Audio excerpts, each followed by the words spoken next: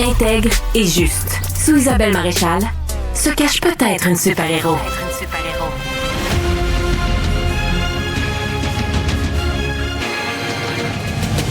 Isabelle Maréchal. Merci d'être avec nous pour cette deuxième heure d'émission. Tout à l'heure, on parlait de l'alimentation et du logement qui continuent d'être les deux principales préoccupations. Là, c'est vraiment au sommet de vos préoccupations et même que l'alimentation, c'est le premier point avant même le logement parce que c'est peut-être là où on coupe d'abord quand il faut payer son loyer. On se dit, ben là, où est-ce que je peux couper? Je peux pas payer mon logement. Il y a 22% des Québécois qui ont peur de le perdre, donc de peur d'être évincé. Alors tu dis, bon, ben je vais couper sur la bouffe, tu sais. Et c'est terrible parce qu'en même temps, c'est un élastique qui a une limite aussi, là. Est-ce que l'alimentation sera bientôt un luxe, d'après vous? C'est la question que je vous pose. Est-ce que déjà, bien s'alimenter, c'est devenu un luxe? J'aimerais savoir vos commentaires au 1-877-827-2346. Et pour nous joindre par texto, vous connaissez le 1-87 Cube Radio. C'est un article du nutritionniste Bernard Lavallée qui m'a interpellée parce que, et là, je me suis dit, il faut absolument que je l'invite puis qu'on en parle avec les auditeurs. Merci d'être là, Bernard. Ben, ça fait plaisir. T'écrivais, tu rappelais qu'en 2018, il y a quelques années, tu avais été invité par le magazine Caribou, un magazine fort intéressant qui s'intéresse à la culture culinaire québécoise. On t'avait dit, essaye de te projeter dans l'avenir, Bernard, puis de nous dresser un portrait de ce que ça pourrait avoir l'air en 2048. Et il faut savoir que moi, je suis quelqu'un de très pessimiste. Quand ils m'ont demandé, donne-nous tes prédictions, littéralement, chacune de mes prédictions était comme, c'est la fin de la planète va exploser, il y aura des guerres. Et il m'avait dit, comme pollué, OK, là, il était comme, on pourrait-tu comme avoir certains textes qui sont un peu plus positifs? Ouais. Mais finalement, c'est ça qui se passe. C'est ça et c'est ça, dans l'article, tu dis, je n'aurais jamais cru que finalement, mes prédictions 2048 sont en train de s'avérer. Et là-dedans, tu donnes l'exemple d'une fraise à 28 $, mesdames et messieurs. Écoutez ça. Puis même si c'était un casseau de fraises à 28, je pense qu'on pourrait capoter. Mais même un casseau. Mais là, c'est une fraise. C'est quoi cette fraise-là? Explique-nous. Bon, là, c'est chez Air One. C'est une chaîne de supermarchés aux États-Unis, une chaîne de supermarchés de luxe qui existe depuis longtemps, cette chaîne-là, qui avant était comme un health food store. Donc, c'est un magasin d'aliments santé très grano-hippie. Ça fait depuis les années 70 que ça existe. Ah oui? Et dans les années 2000, ils se sont rebrandés. En fait, ça a été racheté. Ils étaient sur le bord de la faillite. Ils se sont fait racheter. Et là, ils ont dit, OK, les nouveaux propriétaires ont transformé ça en chaîne de luxe, donc pour réserver à l'élite américaine. Et depuis ce temps-là, ça marche du tonnerre. Il y a de plus en plus donc de supermarchés Air One qui sont en train de se répandre. C'est parti en Californie, puis là, c'est en train de se répandre un peu partout aux États-Unis. Ah, Mais ouais. les prix sont absolument faramineux. Mais c'est même pas un mot assez fort, je pense, pour le dire. Donc, l'exemple ici, c'est la fraise à 28 $. Donc, c'est une fraise qui est cultivée au Japon. C'est une variété particulière de fraise qui s'appelle la Tochiaika, qui est une variété qui a été développée récemment, qu'on dit qui est excellente, super bonne et tout ça. Les fraises, après ça, sont emballées comme un bijou. Carrément, c'est comme monté sur une espèce de petit présentoir. On met une cloche de plastique par-dessus. On envoie ça dans des caisses en avion et ça part donc de Kyoto jusqu'à LA dans les chaînes de supermarchés. Mais en un temps record, là, Mais pour rapidement. éviter justement la durée de voyage et tout. Là. Puis, vous le savez sûrement, mais moi, je m'étais intéressé déjà à l'industrie des fraises au Québec. Et Oui. déjà, c'est hyper rapide entre le moment où une fraise est cueillie dans un champ au Québec où elle va se retrouver dans nos supermarchés. C'est souvent une journée, puis c'est déjà là. Parce que c'est des produits Une qui sont fraise très... du Québec. Du Québec, là, Ouais. tu comprends? Donc, c'est des produits qui sont très, Ouais. très périssables. Donc, oui, il faut que ça soit hyper rapide. Ouais. Donc, mais sauf que là, c'est pas du Québec au Québec. On parle du Japon Oh, mon jusqu'à Dieu. LA. Et là, il y en a évidemment qui se la payent. C'est comme un trend sur les réseaux sociaux. On a d'ailleurs sorti un TikTok là, d'une Américaine qui goûte la fameuse fraise. Puis là, évidemment, c'est l'expérience de sa vie. Okay, this is a $19 strawberry from Air One. So we're gonna eat it. It's from Kyoto in Japan. And apparently it's like the best tasting strawberry in the entire world. Fait que là, elle ouvre le petit contenant que tu nous as décrit. Elle a de la misère à l'ouvrir, là, mais c'est une espèce de cloche en plastique. Là. It's literally sitting on like C'est comme un bijou, là. Ouais, c'est vraiment un bijou. Puis là, la fille va goûter ça et c'est... Ah, elle dit c'est la meilleure fraise de ma vie. and it's from Japan. I need to Mais eat c'est sûr que si every tu as La payé meilleure fraise de ma vie. Mais c'est une énorme fraise OGM. Ah, OK. Elle est Mais c'est correct énorme. d'abord. Non, mais c'est une OGM, je peux pas croire. Elle doit Mais être... c'est une variété. Donc, non, je pense pas que ce soit OGM, donc c'est pas que ces technologies-là, mais Ouais. oui, c'est une variété qui a été développée récemment. Ouais. Mais même si la fraise était grosse comme sa face, je ne paierais quand même pas 19 piastres US, je te garantis. Ah non, c'est clair.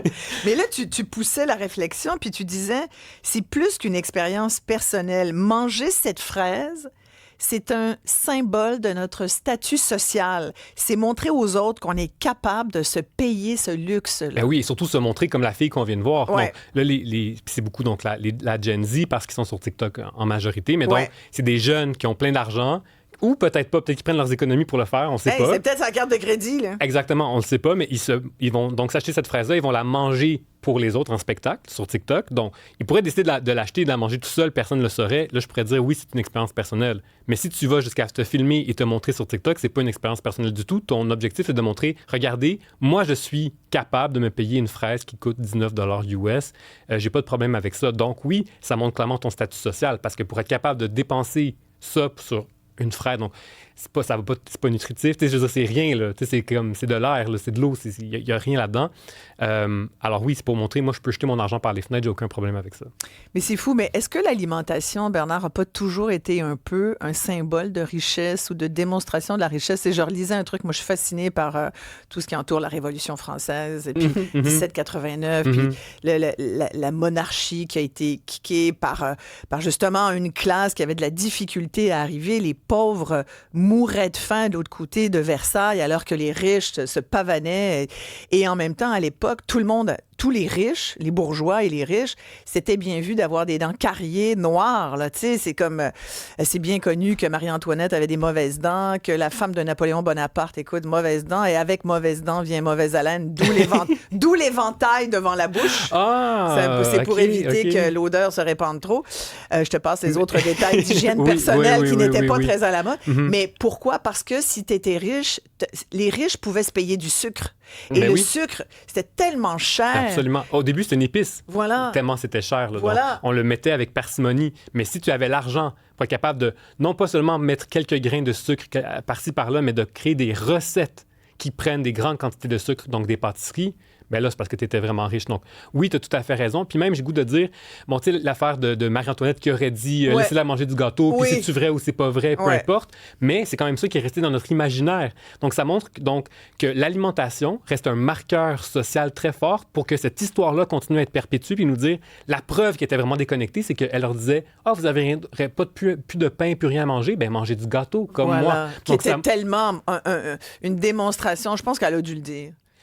Écoute, il faudra ça lui a coûté cher, ça lui a coûté la tête. Ça lui a coûté très cher. Mais c'est fascinant de voir ça. L'alimentation est un marqueur d'identité, point. Donc, tu sais, je mange, et dis-moi qu'est-ce que tu manges, puis je te dirai qui tu es. Là. C'est vrai. Donc, oui, tous les choix alimentaires, donc ce qu'on mange et ce qu'on ne mange pas, ça témoigne beaucoup de nos valeurs, de qui on est, de notre classe sociale, de notre culture, de plein de choses.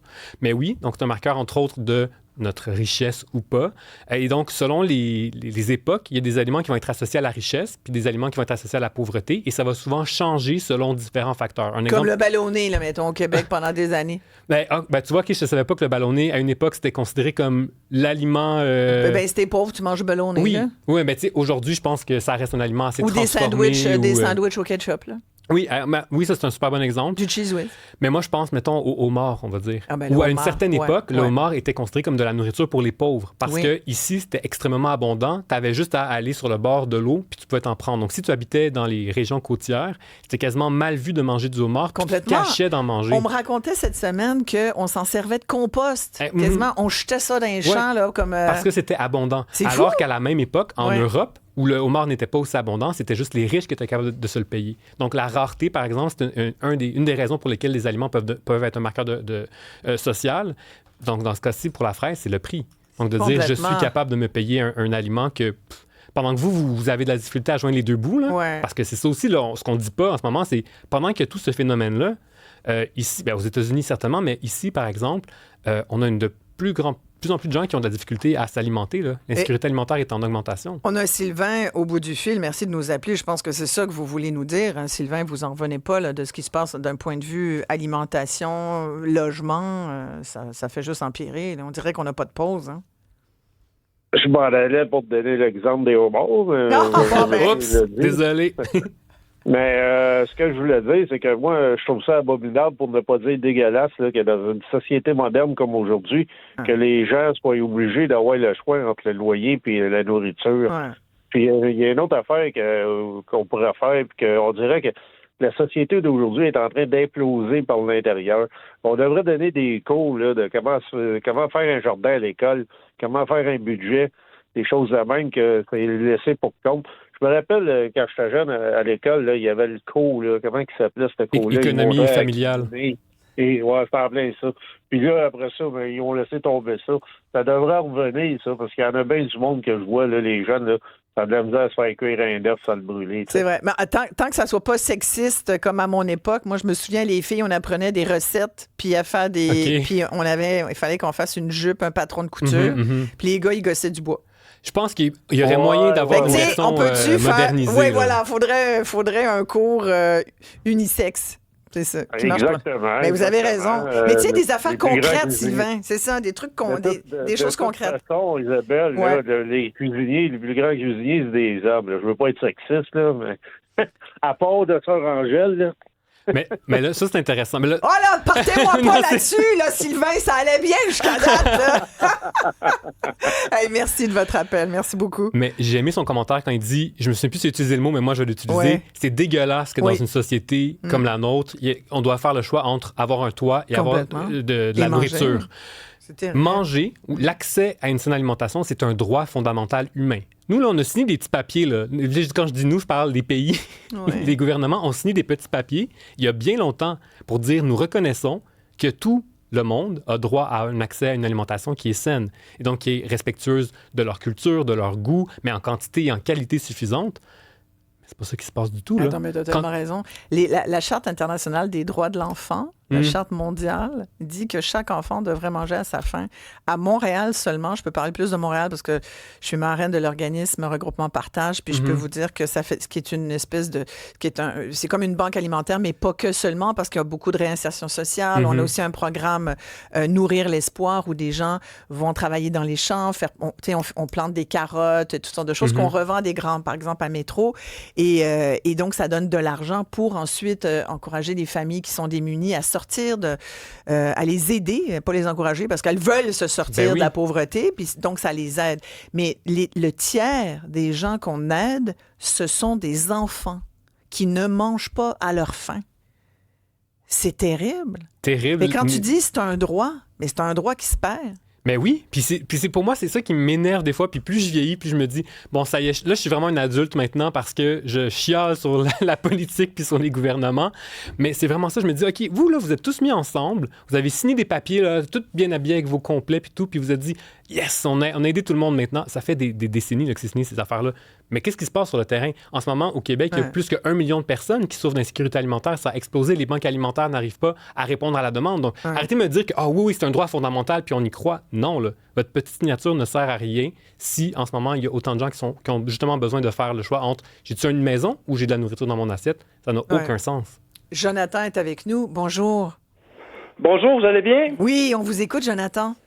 Oui, bon, moi, j'aimerais apporter à votre sujet aujourd'hui, là, qu'il y a trois items qu'on devrait sortir de l'économie au plus vite. Puis c'est le logement, la nourriture, puis l'eau. Parce que c'est les trois besoins essentiels qu'on a.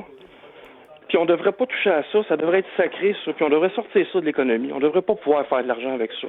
Ben, je suis tellement d'accord avec vous. Je suis absolument d'accord avec ça. Il devrait pas avoir de spéculation là-dessus. Il devrait pas avoir... parce que c'est malheureux. C'est toutes les gens qui souffrent de ça au bout de la ligne.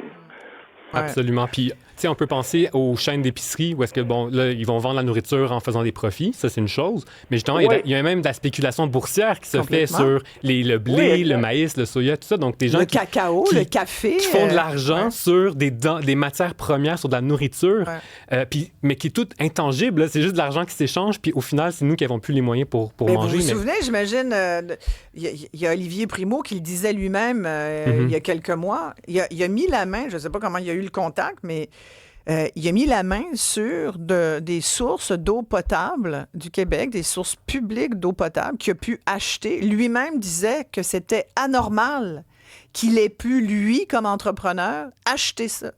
Puis là, il dit, je m'assois dessus, puis éventuellement... Puis je lisais un article cette semaine comme quoi, on le dit, là, l'eau, c'est l'or bleu, mais ça va être la prochaine affaire. Si tu cherches une chose que tu veux avoir dans la vie, là, c'est de l'eau. Ah oui. Non, mais on devrait... On ne vit pas sans eau. Fait qu'il a raison, l'auditeur, de nous dire, ça devrait être sorti du marché. Complètement. Ah, complètement. Et on peut rêver, là. Ça n'arrivera pas, Bernard. Non, je sais. On le sait tous que ça n'arrivera pas. Mais tu Ils sont à veille de nous taxer l'air. Au moins, l'air, c'est gratuit. Donne-leur pas des idées. Non, bon, c'est vrai. Ouais. Non, parce qu'on le voit, je veux dire, ça se vend de l'air, là, maintenant. Ouais. Donc, ça pourrait... Il y a des choses qui pourraient arriver comme ça. Mais non, ça devrait nous faire très peur. On parlons de l'air. Là où il y a le plus d'industrie, c'est là aussi où il y a de plus en plus... Il y a des travailleurs, des ouvriers, des cols bleus. Tu comprends? On n'est pas tous égaux, là, par rapport à l'air qu'on respire. Non, mais c'est sûr, absolument. Hein? Non, mais exactement. Il y a des gens qui utilisent le terme injustice environnementale ou discrimination environnementale, puis c'est exactement ça. Donc, c'est des gens qui vont être peu payés pour du travail qui va nuire à leur santé et qui vont vivre souvent dans des quartiers qui vont subir les répercussions de ces industries-là. Donc, justement, vivre à côté d'une grosse usine, ça va te coûter moins cher de loyer que de vivre...